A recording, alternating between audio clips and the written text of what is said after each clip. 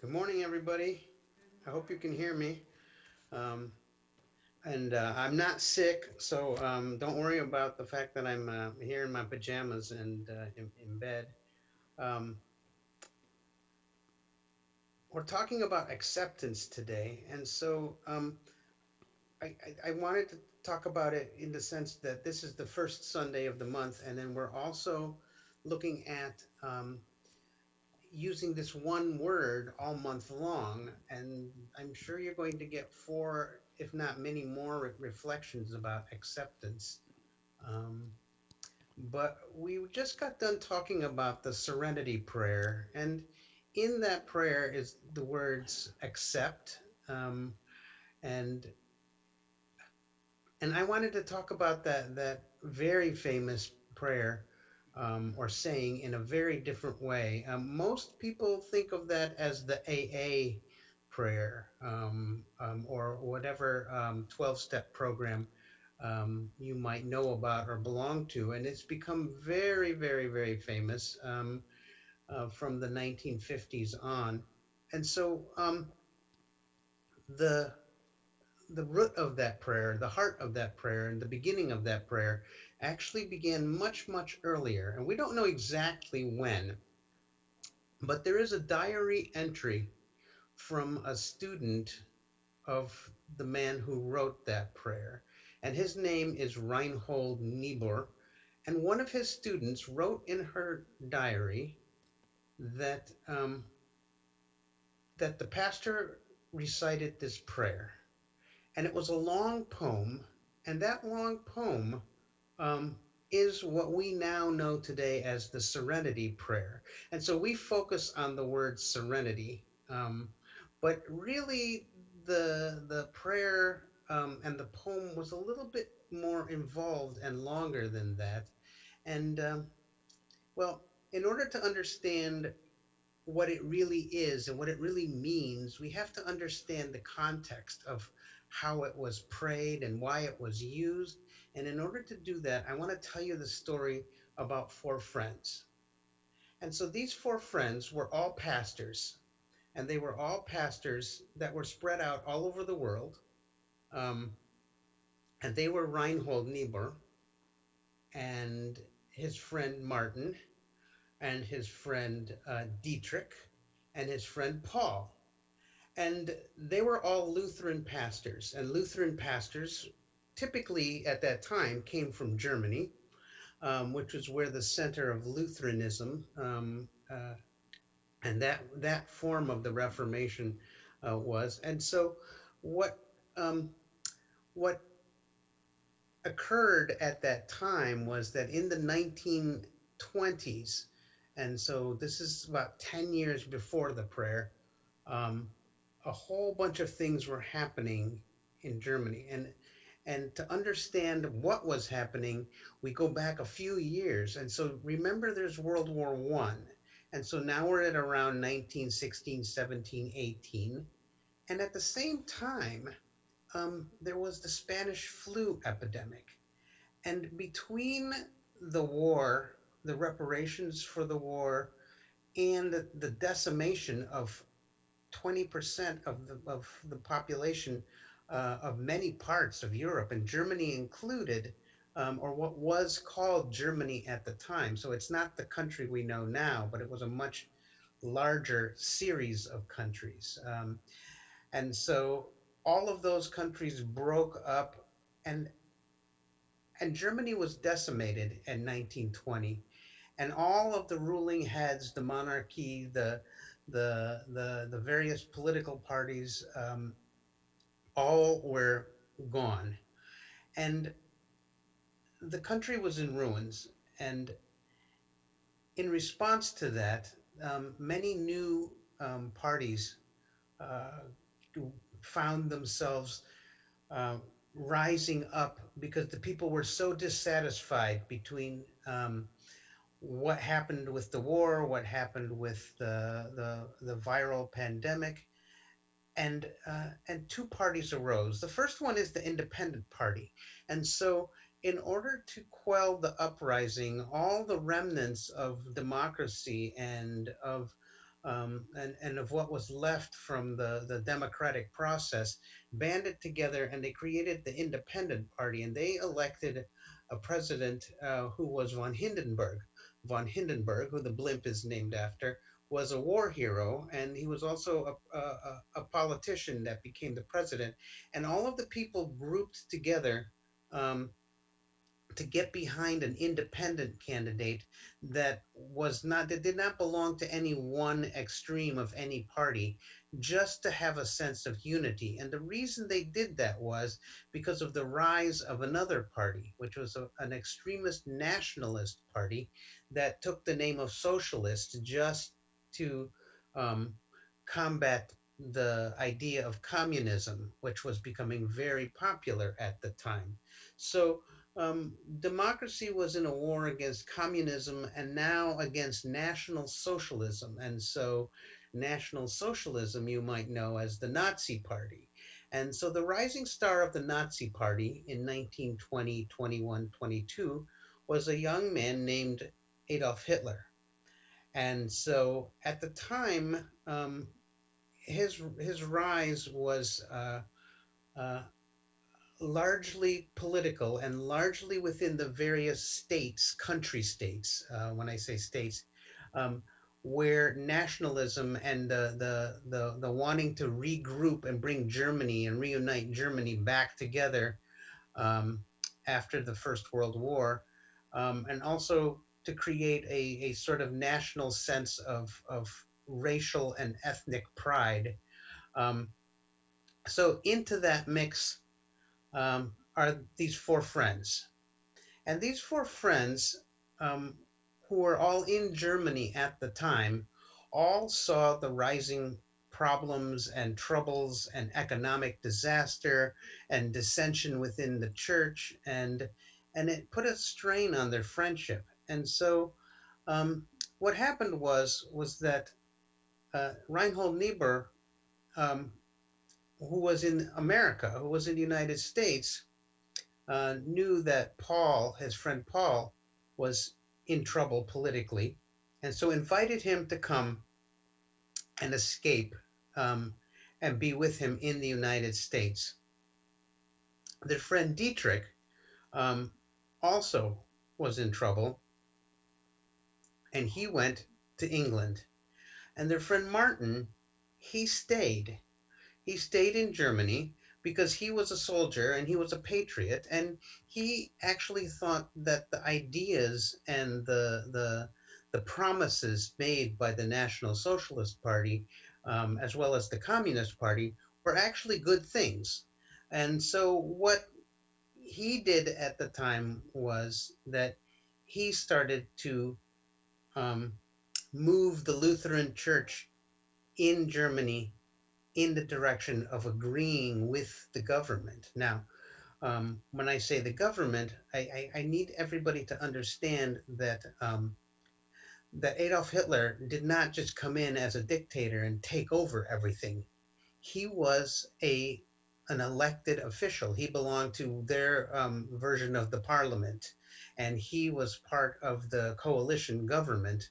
And so, for the first several years of his um, involvement, he was part of a coalition that was trying to reunite Germany under these ideas that became nationalism and communism and socialism, and trying to figure out a way with the Independent Party to reform Germany. And so um, that put him, Martin, Pastor Martin, at odds with his friends in the United States and in England. And so this tension, this idea is at the heart of this particular prayer. And so in order to understand that and why, you have to understand that the prayer originally said, God grant me the grace to accept with serenity those things that I cannot change, and the courage to change the things that need to be changed, and the wisdom to know the difference or to tell the difference. So now we have this prayer now in probably 100 different forms and also attributed to many, many different people. But this prayer was written in 1932 based upon an argument that four Lutheran ministers, four close friends were having by mail and by telephone about the nature of God and the nature of grace. And so, if we look at the poem or the prayer today, we see that the word grace is missing. And so, I want to talk about why that is. And the main reason why that is that when he wrote it in 1932, approximately, it may have been written before that, but it was at the height of the switch of where the Independent Party and the coalition had fallen apart entirely. And the president, von Hindenburg, who had had 8 years of peace, was now handing it over to the newly minted, newly named chancellor, which is like a prime minister. And that chancellor was Adolf Hitler. And so while a lot of people in Germany accepted that as just the way the government works and what we're supposed to do, there were others like Paul and like Reinhold who said that this was not acceptable. That um, this was the worst form of tyranny. This was the worst form of autocracy. This was the death of democracy in Germany. It was the rise of fascism. And so they were having this debate as theologians. And so part of that debate was the idea that this was just God's will, that this happens by grace. And so there was a very heated debate about what grace meant. And not only what did grace mean, but should we accept it because it's happening? Is this God's will? And so this is at the heart of this entire prayer. And so today we're talking about acceptance. But if we're talking about acceptance in this sense, we're saying, God grant me the grace to accept with serenity. So God is not granting us serenity. God is granting us grace. And what is grace? Well, some people think of grace as um, the gifts of God that just sort of falls down from the sky. And so most of us accept that we are here watching me on video. Some of you are in the church, some of you are at home, some of you will see this delayed. Um, all of us sort of accept that this is just the way things are now. We've had so many Zoom calls. There are things that we do um, that just seem normal to us, and this is our new normal. But in order for just this one moment that we're looking at right here, as you look at me, you know, this one moment is because of Jim and because of Mark and because of Ray and because of Bill and Tony and Dale and and AJ and so many others inside of the church that have made this moment happen. And so it didn't just happen. It's not a, a miracle, and it's not normal. It's not mundane, and it's not heavenly. It is grace, though. And so the idea of grace in 1920s and 30s, not just in the Lutheran Church, but in the Methodist Church, the Anglican Church, and all of the churches that had just gone through this horrible pandemic and this horrible, unfathomable world war, were all looking at the idea of how does bad things happen if God is so great? Now, I want to tell you that in the Yoruba concept, that there is no word for grace.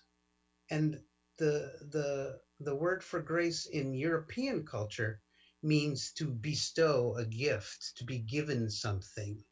And that is a really huge difference in Western culture and indigenous culture, African culture, Eastern culture.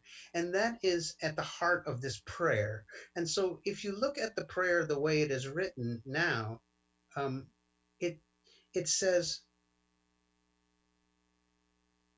I want. So Westerners pray that way. God grant me this. God give me this thing. Um, and indigenous people don't do that. They pray instead of I want, they pray I will. And this was the big change that was happening. Because of the four friends, Patrick, who was living in London at the time, was in constant contact with Martin by phone um, and by letter. And by 1932, um, they had realized that their letters and their phone calls were being listened to and watched because in 1932, in one of the states where there were ethnic Prussians and not ethnic Germans, so they made a distinction between themselves. Um, there was unrest, and in that unrest, they tried to call the army in to stop the protesters in Prussia, and and and because the army refused to go, it's called comitatus, this principle that you do not invade the people of your own country. And so what they did was they created this state police force, this secret state police force, um, and they were called the Geheime Staatspolitium, which means the secret state police. And the secret state police um, began to bug the phones and read the mail of all people that they considered to be dangerous and dissidents. And so there's probably nothing more dangerous and dissident than a Lutheran pastor in Germany at the time.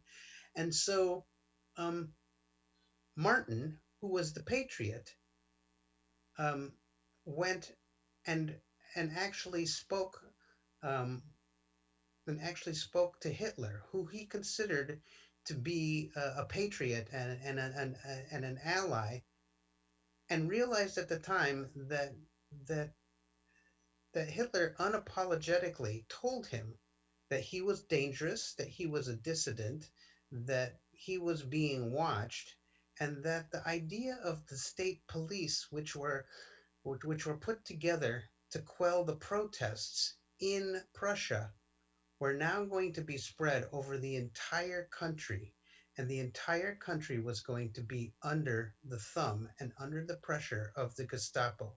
And the Gestapo was the new army, and the Gestapo was going to control the ideas, the press, the thoughts, the the religion of all people.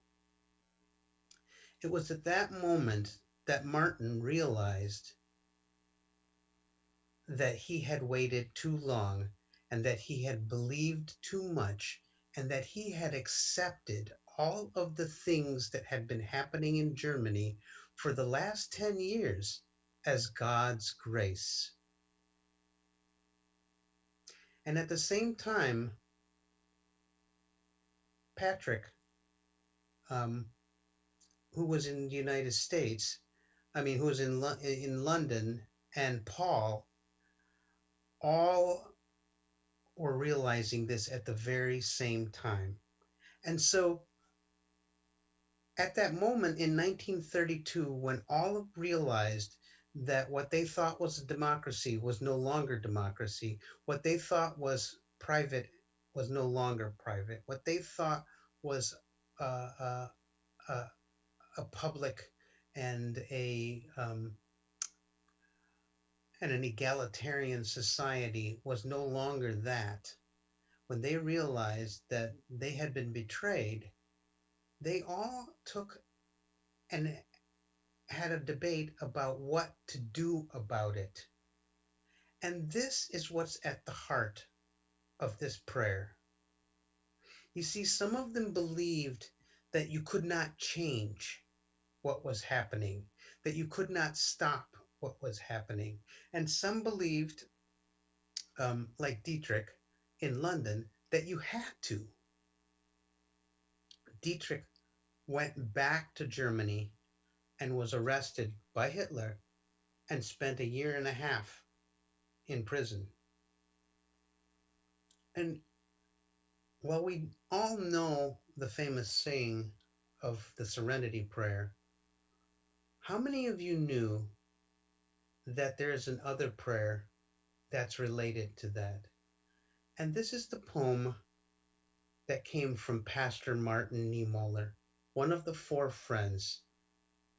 And it was written because he was so full of remorse and regret at what happened to his country, at what happened to his democracy, at what happened to his church, which he felt had betrayed him in Germany, and what happened between him and his friends who disagreed so vehemently for 4 years, and now he realized that he was wrong.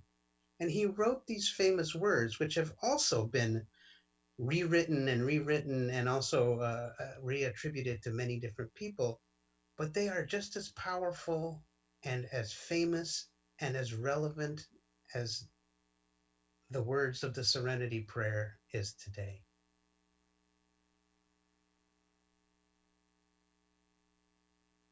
When they came for the socialists, I said nothing. And when they came for the trade unionists, I said nothing. When they came for the Jews, I said nothing. And now they have come after me. And that was not a metaphor. They literally, because he was friends with Paul Tillich, the famous theologian, with Reinhold Niebuhr, the famous pastor from America and teacher, and Dietrich Reinhold, the famous dissident who was in prison, they were now coming after Pastor Martin Niemöller.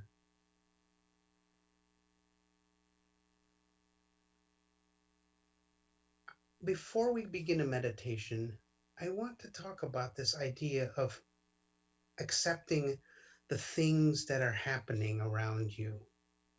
Are obvious things that we can't control in our life. We can't control viruses, but we can control our behaviors around viruses. We can't control what's going on politically in the world in the big, huge sense that we see happening today, like in 1940s, like in 1918. We can't control it in a big sense, but we can control things like voting and raising our voices and saying that Black Lives Matter, or saying that things that we see, injustices, inequities, are right or wrong. Whatever those things are, we can control ourselves and we can change our world.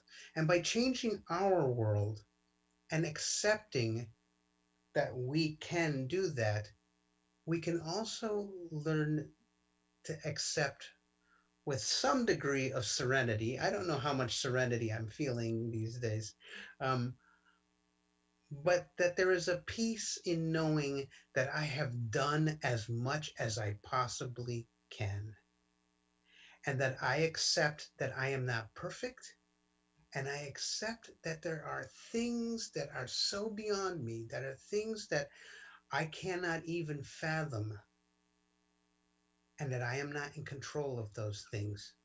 But those things that I can control, those things that I can change, I have a duty to change. Paul Tillich regretted for the rest of his life not going back to Germany and fighting against fascism.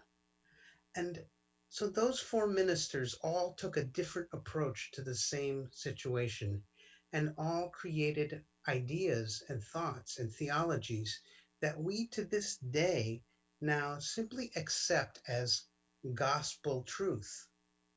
But the idea of acceptance and change and grace were forever changed between 1922 and 1932 by these four men. So you're probably wondering why I'm in my pajamas and in bed. And so I want you to look at this here. Okay. So this is my bedroom, and what you see here is that's my headboard. And my headboard is made out of Iroko wood. And Iroko wood is a metaphor and a symbol in the Yoruba culture for the idea of grace. And so the Yoruba idea of grace um, is not things that fall down in your lap.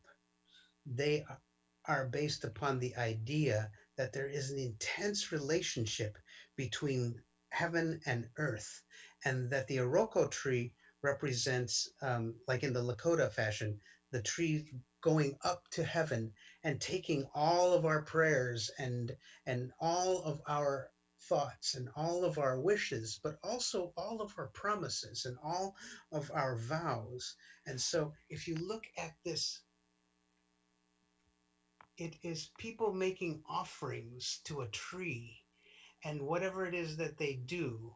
And so, if you make cloth, there's the mordant dyer. If you fish, if you if you are a hunter, if you are a gatherer, and if you are somebody who makes food, all of these people are offering up to. Oops, sorry. All, I don't know if you just missed me. All of these people are offering up to the tree. And that tree is the symbol of what goes up to heaven. And all of the things that fall from the heavens, whether it be rain, whether it be fruit, whether it be whatever metaphorical things, that's what grace is.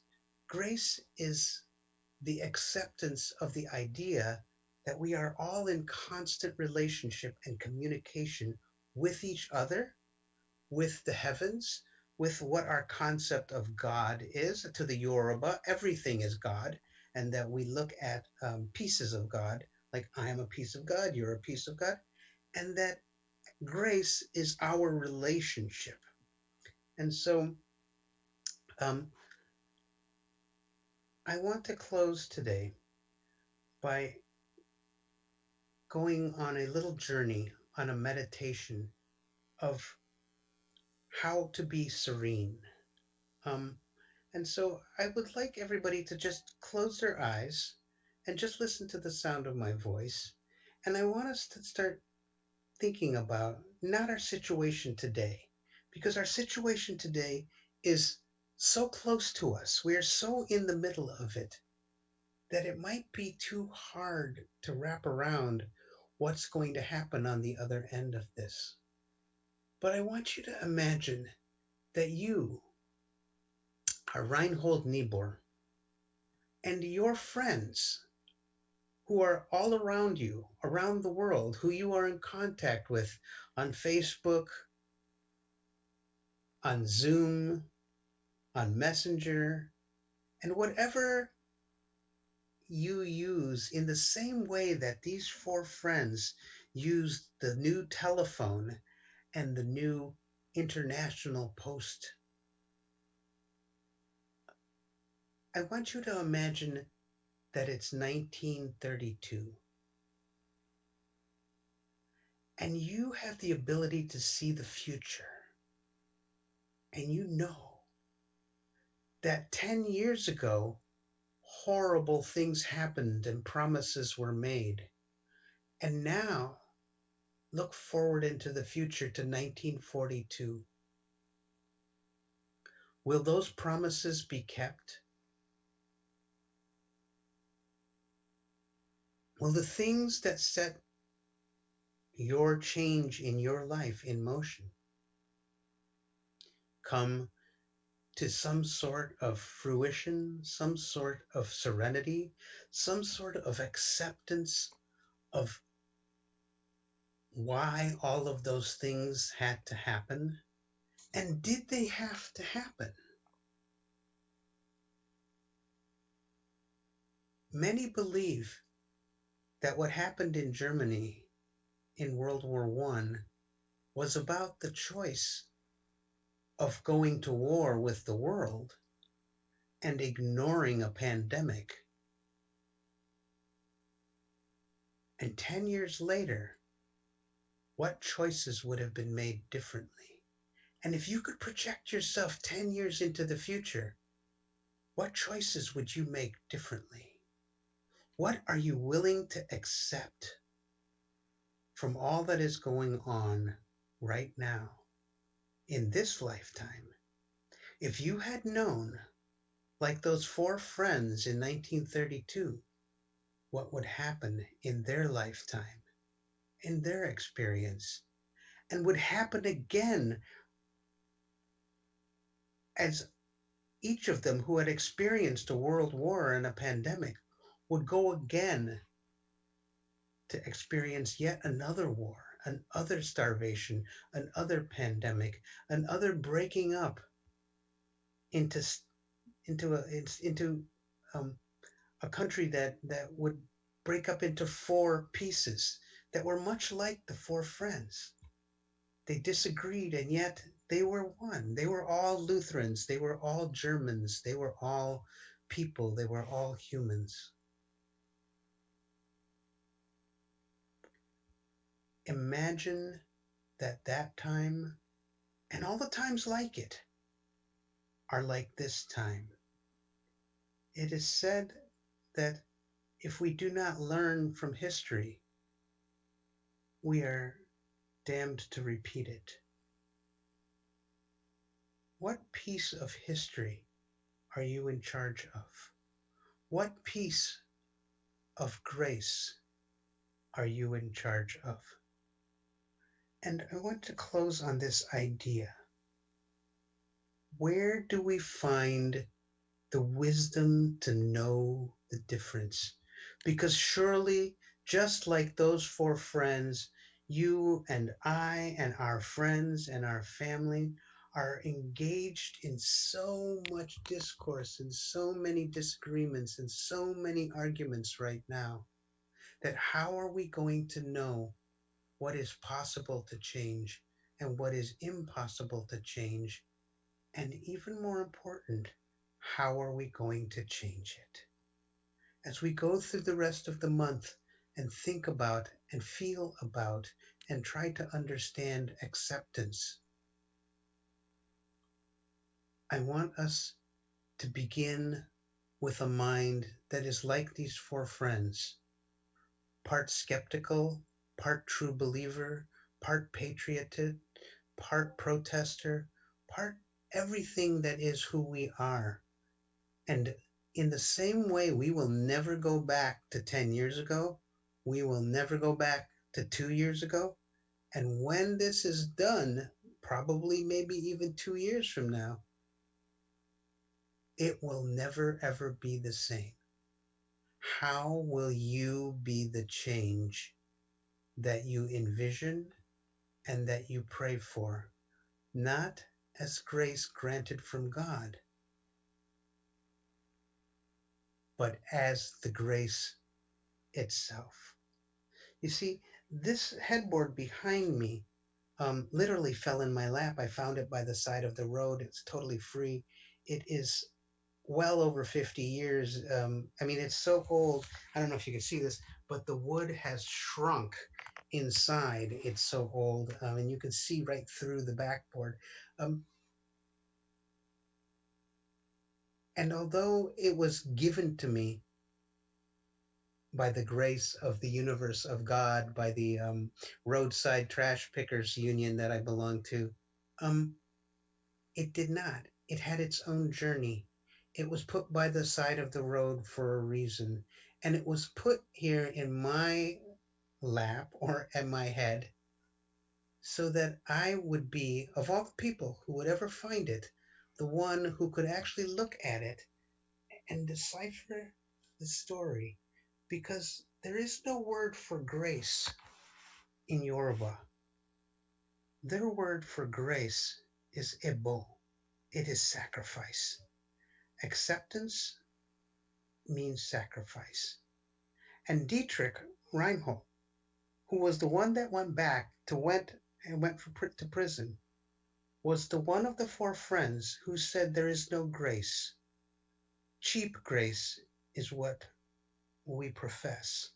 And he said to all his friends that if you don't go back and take the situation that you've been given and do something with it, fight the power, or actually go to Hitler and become arrested, that that is a cheap grace, and that you are accepting your own inaction. And that's not God's will. And that is not the will of the universe. And that is not how things change. And it's definitely not how things change for the better. And so I thank all of you for your time, all of you for your meditation and energy towards bringing us to a greater understanding of acceptance and peace. Thank you so much. Namaste.